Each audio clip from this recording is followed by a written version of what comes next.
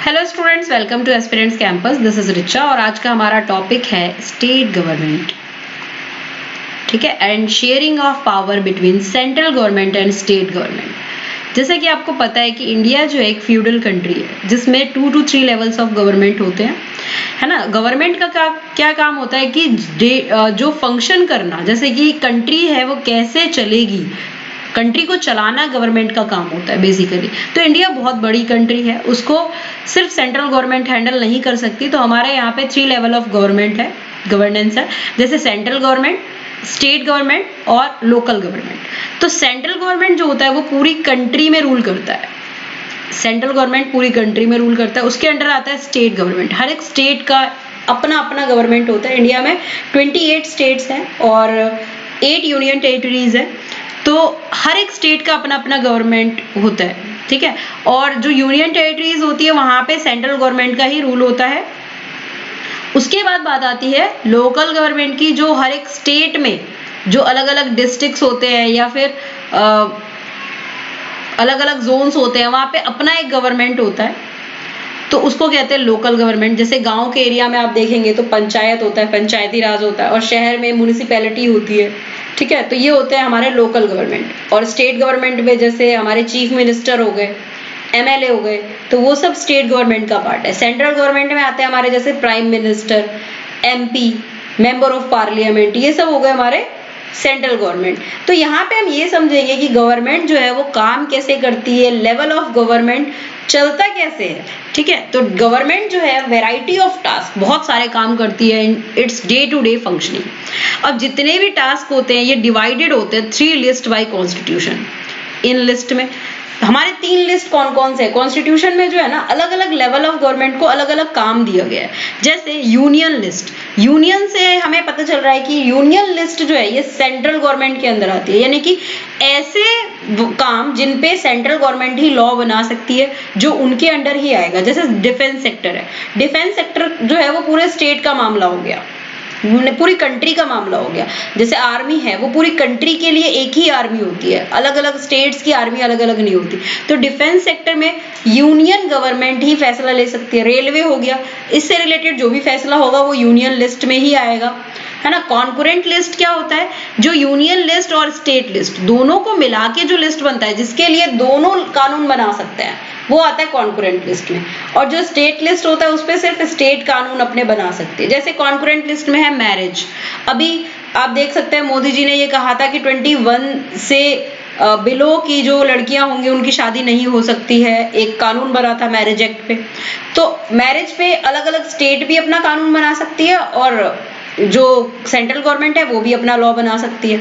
तो वो आ जाता है कॉन्करेंट लिस्ट में। स्टेट लिस्ट में वो पॉलिसीज आती है जिससे रिलेटेड जो अफेयर्स होते हैं वो सिर्फ स्टेट गवर्नमेंट देखती है ना। जैसे वहां की पुलिस को या फिर वहां का जो भी काम है वो सब स्टेट लिस्ट में ही आएगा। द यूनियन और central government can make law in the subject mention to the union list, ठीक है। तो यूनियन और सेंट्रल गवर्नमेंट जो है वो किस पे कानून बना सकते हैं, जो यूनियन लिस्ट में होगा। स्टेट गवर्नमेंट जो है वो कानून बना सकती है स्टेट लिस्ट में जो चीजें आएंगी उन पे। दोनों यूनियन एंड स्टेट गवर्नमेंट जो है वो कानून बना सकते हैं कॉन्करेंट लिस्ट में जो चीजें आती है उनपे, ठीक है।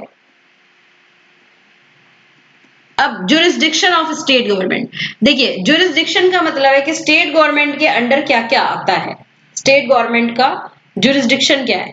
तो यूनियन गवर्नमेंट पूरे इंडिया में होती है, जैसे कि अभी हमने डिस्कस किया। स्टेट गवर्नमेंट जो होती है कंसर्न स्टेट में होती है। स्टेट गवर्नमेंट जो इंडिपेंडेंटली वर्क कर सकती है, पर यूनियन गवर्नमेंट के कुछ रिस्ट्रिक्शंस उस पर होते हैं। अभी प्रेजेंट में इंडिया में 28 स्टेट्स है, 7 यूनियन टेरिटरीज पर एंड 1 नेशनल कैपिटल, यानी कि 8 यूनियन टेरिटरी है टोटल। अब पावर का जो स्ट्रक्चर होता है वो कैसे होता है, देखिए स्टेट गवर्नमेंट जो होती है उसी तरीके से काम करती है जैसे यूनियन गवर्नमेंट करती है। अब यूनियन गवर्नमेंट में आप देखिए संसद भवन में हमारे कितने हाउसेज हैं, 2 हाउसेज है ना, एक है लोकसभा, दूसरा है राज्यसभा। तो जिस टाइप से यूनियन गवर्नमेंट में लोकसभा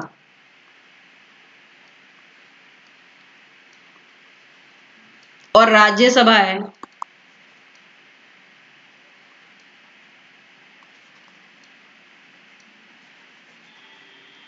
उसी तरीके से स्टेट गवर्नमेंट में जो ऑर्गन्स होते हैं, the 3 organs of government at the state are state legislature, जिसको हम विधानसभा भी कहते हैं, स्टेट एग्जीक्यूटिव, जिसको हम विधान परिषद भी कह सकते हैं, और जुडिशियरी यानी कि हाई कोर्ट। अब यहाँ पे हम सेंट्रल लेवल पे देखें तो लोकसभा, राज्यसभा और सुप्रीम कोर्ट है। ये 3 चीजें है ना। तो यहाँ पे यूनियन में क्या है आपका, लेजिस्लेटिव असेंबली हो गया और लेजिस्लेटिव काउंसिल हो गया। विधानसभा को ही हम लेजिस्लेटिव असेंबली भी बोल सकते हैं, स्टेट लेजिस्लेचर भी बोल सकते हैं। विधान परिषद को हम बोल सकते हैं लेजिस्लेटिव काउंसिल और स्टेट एग्जीक्यूटिव। ठीक है, तो ये विधान परिषद हो गए। ठीक है, और इसी तरीके से हम इसको लोअर हाउस और अपर हाउस भी कह सकते हैं। जो विधानसभा है ये हमारा लोअर हाउस है और विधान परिषद जो है ये हमारा अपर हाउस है। यानी कि स्टेट लेजिस्लेटिव जो है हमारा, लेजिस्लेटिव असेंबली जो है हमारा ये लोअर हाउस है और लेजिस्लेटिव काउंसिल जो है हमारा ये अपर हाउस हो गया। ठीक है, जैसे लोकसभा लोअर हाउस है, राज्यसभा अपर हाउस हो गया। इसी टाइप से यहाँ पे इन 2 चीजों को हम देख सकते हैं। उसके बाद देखिए स्टेट लेजिस्लेचर जो है, स्टेट लेजिस्लेचर जो है इसमें 2 हाउसेस हो सकते हैं। लोअर हाउस विधानसभा को कहते हैं, जिसको लेजिस्लेटिव असेंबली कहते हैं, और अपर हाउस कहते हैं हम विधान परिषद को, जिसको लेजिस्लेटिव काउंसिल कहते हैं। अब यहाँ पे देखिए इंडिया में सभी स्टेट्स में बाई कैमरल लेजिस्लेचर्स नहीं है, मतलब 2 लेजिस्लेटिव असेंबली नहीं है, एक लेजिस्लेटिव असेंबली और एक लेजिस्लेटिव काउंसिल नहीं है। कुछ स्टेट्स हैं जहां पे बाई कैमरल लेजिस्लेटिव है, नहीं तो बाकी सभी स्टेट में यूनिकैमरल है। यानी कि यूनिकैमरल का मतलब है सिर्फ वहां पे लेजिस्लेटिव असेंबली है, लेजिस्लेटिव काउंसिल नहीं है। लेजिस्लेटिव असेंबली है, लेजिस्लेटिव काउंसिल नहीं है। और बाई कैमरल का मतलब होता है जहां पे लेजिस्लेटिव असेंबली भी हो और लेजिस्लेटिव काउंसिल भी हो। तो देखिए लेजिस्लेटिव असेंबली और लेजिस्लेटिव काउंसिल कौन कौन से स्टेट्स में, पहला है हमारा आंध्र प्रदेश, दूसरा है बिहार, तीसरा जम्मू कश्मीर, कर्नाटक, महाराष्ट्र, उत्तर प्रदेश। इन जगहों पे बाई कैमरल लेजिस्लेचर है, यानी कि यहाँ पे लेजिस्लेटिव असेंबली और लेजिस्लेटिव काउंसिल दोनों वर्क करते हैं। बाकी जो स्टेट्स है वहां पे यूनिकैमरल है, यानी कि सिर्फ वहां पे लेजिस्लेटिव असेंबली है, लेजिस्लेटिव काउंसिल नहीं है। ठीक है, यानी कि अपर हाउस वहां पे है ही नहीं। तो इतना क्लियर हो गया। तो बाई कैमरल लेजिस्लेटर जो है विधानसभा के पास ज्यादा पावर होता है विधान परिषद से। ठीक है, लोअर हाउस उसको कहा जाता है लेकिन पावर उसके पास ज्यादा है। तो अब यहाँ पे आगे देखिए विधानसभा जो है एक स्टेट का, उसमें 500 से ज्यादा मेंबर्स नहीं हो सकते हैं। इसके मेंबर को हम कहते हैं MLA, यानी कि मेंबर ऑफ लेजिस्लेटिव असेंबली। अब यही जो MLA होते हैं, जितने भी MLA होंगे इन्हीं में से चुना जाता है हमारा चीफ मिनिस्टर। ठीक है, यानी कि मेंबर ऑफ लेजिस्लेटिव असेंबली ही बनता है चीफ मिनिस्टर। समझ गए। जो साइज होता है विधानसभा का वो डिपेंड करता है on the size of population of the state. अब मिनिमम नंबर ऑफ मेंबर जो है वो होते हैं 60 और मैक्सिमम होते हैं हमारे 500। इनसे कम या इनसे ज्यादा नहीं हो सकते हैं, लेकिन फिर भी कुछ स्टेट्स हैं हमारे जहां पे 60 से भी कम मेंबर्स हैं। ठीक है, जैसे according to article 170, according to article 170 जो मेंबर्स हैं वो can not be more than and less than 60, ये हो सकते हैं। लेकिन फिर भी हमारे यहाँ पे कुछ स्टेट्स हैं जहां पे 60 से कम मेंबर्स हैं। कौन से स्टेट्स हैं वो, जैसे है Goa, Mizoram and Sikkim. In 3 states में 60 से भी कम मेंबर्स ऑफ लेजिस्लेटिव असेंबली हैं। ठीक है, दिल्ली में आप जानते हैं कि हमारे पास 70 हैं, 70 MLA की सीट्स हैं। Yet there can be fewer member in very small state जैसे कि गोवा, मिजोरम, नागालैंड, सिक्किम। इन स्टेट्स में हो सकते हैं क्योंकि ये काफी छोटे स्टेट है। State is divided into several constituencies. एक स्टेट जो होता है कुछ अलग अलग कॉन्स्टिट्यूएंसीज में डिवाइडेड होती है। एक MLA जो होता है is directly elected by people from each constituency by secret ballot. अब हर एक कॉन्स्टिट्यूएंसी में से एक मेंबर जो है वो चुना जाएगा एज अ MLA। ठीक है, एक MLA को चुना जाएगा। वहां पे बहुत सारे MLA खड़े होंगे अलग अलग पार्टी से। एक पार्टी का सिर्फ एक MLA खड़ा होगा, एक पार्टी का सिर्फ एक मेंबर रिप्रेजेंटेटिव खड़ा होगा। जो जीतेगा वो MLA बनेगा। एक पार्टी का एक रिप्रेजेंटेटिव खड़ा होगा, जो जीतेगा वो एमएलए बनेगा। ठीक है, तो जैसे हमारे दिल्ली में 70 सीट्स हैं, 70 कॉन्स्टिट्यूएंसीज है, तो यहाँ पे कितने एमएलए बनेंगे? 70। उन 70 एमएलए में से जिसकी पार्टी की सबसे ज्यादा संख्या होगी वो हमारा बनेगा चीफ मिनिस्टर। ठीक है, जिसकी पार्टी के किसी भी मेंबर को चीफ मिनिस्टर बनाया जा सकता है, पर उसको उसका एमएलए होना जरूरी है। ठीक है, तो any person can become member of Vidhan Sabha, he should be. अब ये इंपॉर्टेंट है आपका कि कोई भी विधानसभा का मेंबर बन सकता है, लेकिन उसकी एज कितनी होनी चाहिए? 25 होनी चाहिए उसकी एज, 25 से कम नहीं होनी चाहिए। The term of Vidhan Sabha of 5 years, कितने साल का होता है टर्म? 5 ईयर्स का होता है। इसको 5 साल से पहले भी डिसॉल्व किया जा सकता है, अगर आपके पास जो है ज्यादा अधिक मात्रा में सीट नहीं अवेलेबल है, यानी कि आपके पास मेजोरिटी नहीं है, तब भी इसको डिसॉल्व किया जा सकता है। या फिर इसका पीरियड जो है एक्सटेंड किया जा सकता है इमरजेंसी के टाइम पे, मैक्सिमम ऑफ 6 मंथ, 6 महीने के लिए, पार्लियामेंट के रेजुलेशन के बाद, मतलब 6 महीने के लिए इसका पीरियड जो है वो एक्सटेंड किया जा सकता है। अब विधानसभा का स्पीकर कौन होता है?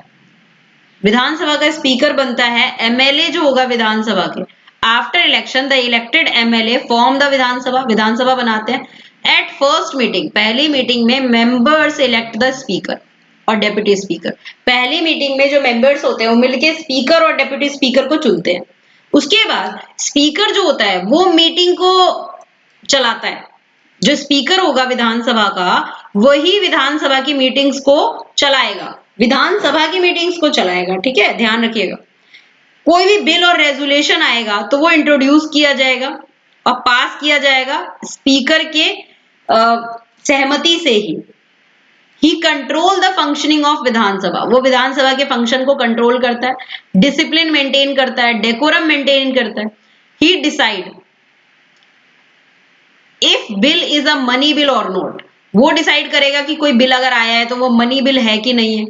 वो सुपरवाइज करेगा बिल पे वोट करना, कि वो कहेगा कि भाई वोट करना है आप सबको इस बिल पे, आप इसके फेवर में है या नहीं है, आपको इस मैटर पे वोट करना है, तो जो बाकी मेंबर्स होंगे वो वोट करेंगे। वो मीटिंग को खत्म भी कर सकता है विधानसभा की। मान लीजिए बहुत ज्यादा शोर हो रहा है विधानसभा में, लोग जो है एक दूसरे की बातें ही नहीं सुन रहे, अपनी बोले जा रहे हैं बोले जा रहे हैं, तो अगर स्पीकर चाहे तो वो मीटिंग को खत्म भी कर सकता है। वो बोलेगा ठीक है भाई अपने अपने घर जाओ। ठीक है, इन हीज एब्सेंस, उसके एब्सेंस में जो डेप्यूटी स्पीकर होता है वो काम करता है। अगर विधानसभा का स्पीकर बीमार है, कोई प्रॉब्लम आ गई है, वो नहीं आ पाया है, तो जो डेप्यूटी स्पीकर होगा वो ये सारे काम करेगा।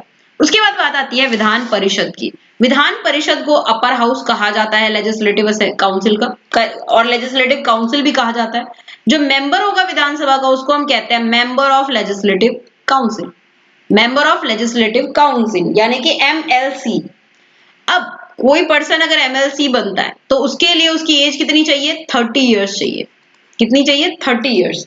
If he is a citizen of India, अगर वो भारत का नागरिक है और 30 इयर्स उसकी एज है, तो वो बन सकता है क्या?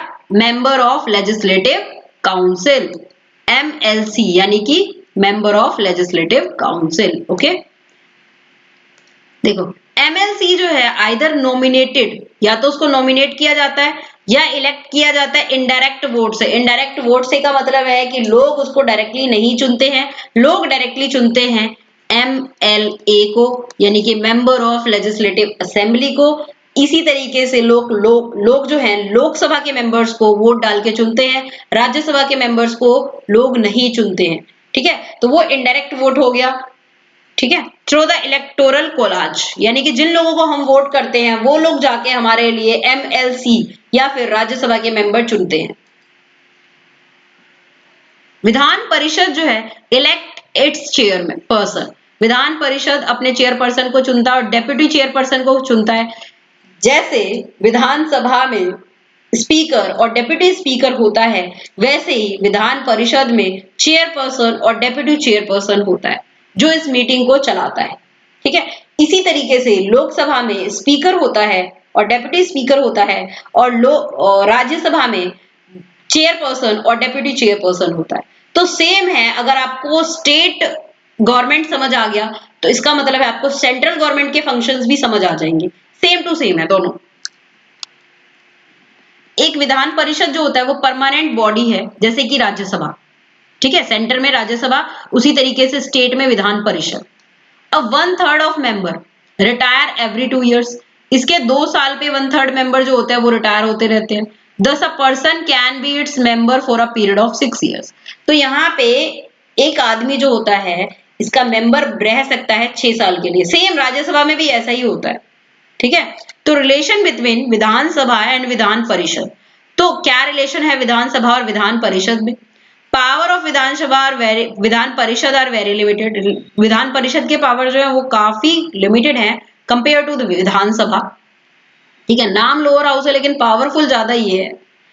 The number of its member is very limited, इसके मेंबर्स जो होते हैं लिमिटेड होते हैं। एक अगर ऑर्डिनरी बिल आता है तो वो किसी भी हाउस में आप इंट्रोड्यूस कर सकते हैं, लोकसभा विधानसभा में भी या विधान परिषद में भी, कहीं पे भी। लेकिन मनी बिल जो होगा वो विधानसभा में ही इंट्रोड्यूस होगा सिर्फ, ठीक है, और गवर्नर के कंसेंट से होगा।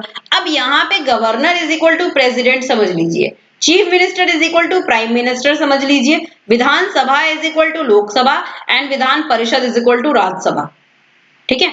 तो इस टाइप से अगर आप समझेंगे तो आपको ज्यादा अच्छे से क्लियर होगा, क्योंकि विधान परिषद में जो भी चीजें होती हैं वो राज्यसभा में होता है, और जो विधानसभा में होता है वो लोकसभा में होता है। तो जैसे मनी बिल लोकसभा में ही आ सकता है, उसी तरीके से मनी बिल जो है विधानसभा में ही आ सकता है। कंट्री लेवल पे मनी बिल लोकसभा में ही आएगा और स्टेट लेवल पे मनी बिल विधानसभा में ही आएगा, गवर्नर के कंसेंट से, वहां पे प्रेसिडेंट के कंसेंट से, ठीक है। Vidhan Parishad can only delay a bill, Vidhan Parishad जो है वो बिल को डिले कर सकता है, जैसे राज्यसभा कर सकता है, ठीक है। इसके बाद स्टेट एग्जीक्यूटिव पे आते हैं। स्टेट एग्जीक्यूटिव में क्या क्या होते हैं? गवर्नर होते हैं, चीफ मिनिस्टर होते हैं और काउंसिल ऑफ मिनिस्टर्स होते हैं। गवर्नर कौन होता है? गवर्नर को अपॉइंट करता है प्रेसिडेंट ऑफ इंडिया। ये क्वेश्चन इंपॉर्टेंट है कि गवर्नर को कौन अपॉइंट करता है? Governor is appointed by dash, governor is appointed by president of India. किसके एडवाइस पे? प्राइम मिनिस्टर के एडवाइस पे। यानी कि जो गवर्नर है वो सेंट्रल गवर्नमेंट का ही मेंबर है। हर स्टेट में जो गवर्नर अपॉइंट किया गया है वो सेंट्रल गवर्नमेंट के सहमति से किया गया है, ठीक है। गवर्नर को जनता नहीं चुनती है, गवर्नर को प्रेसिडेंट अपॉइंट करता है और प्राइम मिनिस्टर के एडवाइस पे अपॉइंट करता है। वो रिप्रेजेंटेटिव होता है यूनियन गवर्नमेंट का, ठीक है। He is a link between union and state government, वो दोनों के बीच में ब्रिज का काम करता है गवर्नर। यूनियन गवर्नमेंट और स्टेट गवर्नमेंट की सारी जो टास्क होते हैं, जो भी काम होते हैं, वो यूनियन गवर्नमेंट तक पहुंचाता है। यूनियन गवर्नमेंट के जो फैसले होते हैं वो स्टेट गवर्नमेंट को बताता है। अब इसकी क्वालिफिकेशंस क्या है? A person can become governor of state if he is above 35 years. ऐसे ही एक आदमी जो प्रेसिडेंट बन सकता है उसकी एज कम से कम 35 होनी चाहिए। एक आदमी जो गवर्नर बन सकता है उसकी एज कम से कम 35 होनी चाहिए और सिटीजन ऑफ इंडिया होना चाहिए, मेंटली फिजिकली अच्छा होना चाहिए, ठीक है, सही होना चाहिए। Generally governor is not a resident of the state. Governor जो है ज्यादातर उस स्टेट का रेजिडेंट नहीं होता है, किसी और स्टेट का होता है और उसको किसी और स्टेट में भेज दिया जाता है जिसमें वो अपॉइंट किया जाता है। Concern state government is consulted before it's appointment. जो जिस स्टेट में उसका अपॉइंटमेंट हो रहा है उस स्टेट की गवर्नमेंट से कंसल्टेशन की जाएगी। गवर्नर जो होगा 5 साल के लिए अपॉइंट किया जाता है, लेकिन ही कैन बी रिमूव्ड और ट्रांसफर्ड टू अनदर स्टेट। लेकिन उसको दूसरे स्टेट में ट्रांसफर किया जा सकता है, उसको हटाया जा सकता है एक्सपायरी पीरियड से पहले पहले, ठीक है, अगर प्रेसिडेंट चाहे तो, ठीक है। गवर्नर को प्रेसिडेंट हटा भी सकता है, अपॉइंट भी कर सकता है। गवर्नर की जो सैलरी और अलाउंसेस होते हैं, official residence and all other facility which are suitable for his, ये सब उसको मिलते हैं। अब power and functions of the governor, governor के क्या फंक्शंस है, क्या पावर है? गवर्नर जो है वो कॉन्स्टिट्यूशनल हेड है स्टेट का। जितने भी फंक्शंस होंगे स्टेट में वो इसके नाम पे ही परफॉर्म किए जाएंगे by the council of minister. Council of minister जो भी काम करेंगे वो गवर्नर के इजाजत से करेंगे। All the functions in the state are performed in his name, उनके नाम पे किए जाएंगे। ठीक है। और काउंसिल ऑफ मिनिस्टर को कौन हेड करता है? Chief minister. यानी कि जितने भी एमएलए होंगे उन सबका जो हेड है वो है chief minister. He can take over actual powers if the president rule is imposed in the state. उसकी जो पावर है, चीफ मिनिस्टर की जो पावर है वो ले ली जा सकती है जब स्टेट में प्रेसिडेंट रूल इम्पोज हो जाता है। अभी क्या हो रहा है कलकत्ता में, देखिए ममता गवर्नमेंट काफी परेशान है क्योंकि प्रोटेस्ट हो रहे हैं वहां पे लगातार। तो लोग कह रहे हैं वहां पे प्रेसिडेंट रूल लगा दिया जाए। इसका मतलब क्या होगा? जो पावर होगी वो सारी गवर्नर के हाथ में आ जाएगी। गवर्नर उस स्टेट का एज अ हेड बन जाएगा, चीफ मिनिस्टर की पावर हटा दी जाएगी और गवर्नर जो होगा वो डायरेक्ट किसको बताएगा सारी चीजें? प्रेसिडेंट को। ठीक है। तो सारे जो फैसले हैं वो गवर्नर लेगा उसके बाद, अगर वहां पे प्रेसिडेंट रूल इम्पोज हो जाता है तो। ठीक है। Governor plays the following powers, जैसे एग्जीक्यूटिव फंक्शन। इलेक्शंस के बाद जो गवर्नर है वो अपॉइंट होता है the leader of the majority party. Majority party के लीडर के को अपॉइंट करता है, गवर्नर अपॉइंट करता है कि सीएम किसको बनाना है ना? तो सीएम किसको बनाना है ये चूज करता है governor. Appoint the leader of the majority party, coalition in the Vidhan Sabha as a chief minister. He appoint other ministers in the council of ministers on advice of chief minister। Chief minister के advice पे वो council minister में दूसरे ministers को भी appoint करता है। Chief minister and the council of minister remain in office at his pleasure. उसकी सहमति से ही काउंसिल ऑफ मिनिस्टर और चीफ मिनिस्टर जो है वो ऑफिस में रहते हैं। Chief minister has to intimate him about all the administrative and legislative function. ये बहुत इंपॉर्टेंट लाइन है। जो चीफ मिनिस्टर होता है उसको क्या चल रहा है एडमिनिस्ट्रेशन में, क्या हो रहा है, सब कुछ उसको किसको रिपोर्ट करना पड़ेगा? गवर्नर को। ठीक है। Governor also appoint the advocate general. अब एडवोकेट जनरल को कौन अपॉइंट करता है? गवर्नर करता है। The chairman and the member of state public service, यानी कि यूपीएससी का जो चेयरमैन होता है या मेंबर होता है उसको भी गवर्नर अपॉइंट करता है। और जो हाई कोर्ट से के नीचे जो जज होते हैं जो भी, उनको भी गवर्नर अपॉइंट करता है। जैसे सुप्रीम कोर्ट का जो जज है उसको प्रेसिडेंट अपॉइंट करता है, वैसे ही हाई कोर्ट से नीचे जो भी जजेस का अपॉइंटमेंट होगा या स्टेट हाई कोर्ट के जज का जो अपॉइंटमेंट होगा उसका कंसल्ट करके करेगा। He is consulted by president of India at the time of appointing the जजेस of state high court. State high court के जजेस का अपॉइंटमेंट जब वो करेगा तो प्रेसिडेंट ऑफ इंडिया से कंसल्ट करेगा। बाकी हाई कोर्ट से नीचे जो लोअर कोर्ट के जजेस होते हैं उनका अपॉइंटमेंट भी गवर्नर करता है। अब ये तो एग्जीक्यूटिव फंक्शंस हो गए। उसके बाद है लेजिस्लेटिव फंक्शन। क्या है? गवर्नर जो है वो स्टेट लेजिस्लेचर की जो मीटिंग है उसको बुला भी सकता है, उसको खत्म भी कर सकता है। He address the opening sessions of the Vidhan Sabha. Vidhan Sabha की जो मीटिंग शुरू होती है तो ये जो चीजें हैं वो सब गवर्नर संभालता है। ऑल बिल्स पास, जितने भी स्टेट लेजिस्लेचर में बिल पास होते हैं वो उसी की सहमति से होते हैं। ठीक है। अगर उसने सिग्नेचर कर दिया तभी वो लॉ बनेगा। If he thinks proper he can reserve a bill for the ascent of president of India.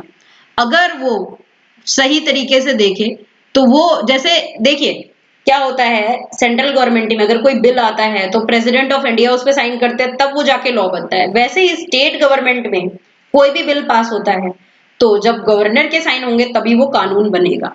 He can also promulgate ordinance during the period when the state legislature is not in session.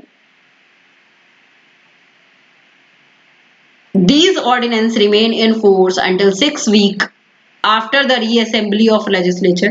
जो ordinances होते हैं वो 6 हफ्ते तक रह सकते हैं hold पे। मनी बिल इंट्रोड्यूस कर सकता है इन द लेजिस्लेटर, इसी की कंसेंट से मनी बिल इंट्रोड्यूस होता है। ठीक है। लेजिस्लेचर में फाइनेंशियल फंक्शंस क्या है इसके, देखिए you have to read that money bill cannot be introduced in legislature until he has consented। जब तक गवर्नर की सहमति नहीं होगी मनी बिल जो होगा वो नहीं आएगा लेजिस्लेचर में। he ensure that presentation of annual budget in the विधानसभा। ठीक है। एनुअल बजट विधानसभा में जो प्रेजेंट होगा वो भी यही देखेगा, कौन? गवर्नर। जुडिशियल फंक्शन में देखिए गवर्नर जो होगा वो माफी दे सकता है अगर किसी को फांसी हो रही है किसी भी सजा में, किसी भी कारण से उसको अगर फांसी हो रही है किसी स्टेट में, तो गवर्नर उसको माफी दे सकता है। कैन पार्डन एंड कम्यूट और रिप्राइव द सेंटेंस, और या फिर उसकी सजा को कम कर सकता है, जो भी काम करना हो गवर्नर कर सकता है उस मामले में। ही में also change the death sentence into life imprisonment. अगर किसी को फांसी की सजा मिली है तो उसको उम्र कैद में चेंज कर सकता है गवर्नर, और उसको माफी भी दे सकता है, पार्डन मतलब छोड़ भी सकता है। डिस्क्रिमिनेटरी पावर्स क्या होते हैं? देखिए गवर्नर की जो पोजीशन होती है is like that of president of India at the centre. ये मैंने आपको शुरू में ही बोला। He has to act on the advice of chief minister. उसको चीफ मिनिस्टर के एडवाइस पे एक्ट करना होता है, but he enjoys certain discretionary power also. लेकिन उसके अपने भी कुछ पावर होते हैं, for which he does not need the advice of chief minister, और इसके लिए उसको चीफ मिनिस्टर की एडवाइस की जरूरत नहीं है। It is he who decide which party और कोalition इज द मेजोरिटी इन विधानसभा। वो डिसाइड करेगा कि भाई कौन सी पार्टी है मेजोरिटी में और विधानसभा में। ठीक है, विधानसभा में अगर कोई डिस्प्यूट है तो वो डिसीजन अपने आप पे ले सकता है। वो रिकमेंड कर सकता है इम्पोजिशन ऑफ प्रेसिडेंट रूल, कि भाई किसी स्टेट में प्रेसिडेंट रूल की जरूरत है, गवर्नर कह देगा कि यहाँ पे प्रेसिडेंट रूल की जरूरत है तो उस स्टेट में प्रेसिडेंट रूल लगेगा। ठीक है। If council of minister has lost the confidence of Vidhansabha, Vidhansabha में अगर सहमति प्रस्ताव पारित होता है तो कॉन्फिडेंस अगर लॉस हो रहा है काउंसिल ऑफ मिनिस्टर का, यानी कि वहां पे जो लोग हैं वो असहमत है ज्यादा कि हाँ विधान मतलब सरकार ठीक से काम नहीं कर पा रही है, तो गवर्नर जो है वो प्रेसिडेंट रूल लगवा सकता है। वो रिकमेंड कर सकता है गवर्नमेंट को machinery has broken down in the state. In such cases, ऐसे केसेस में ही टेक्स ओवर द एडमिनिस्ट्रेशन, वो एडमिनिस्ट्रेशन को अपने हाथ में लेता है और प्रेसिडेंट जैसा कहे उस हिसाब से वो स्टेट को चलाता है। तो ये तो पावर थे गवर्नर के। ठीक है।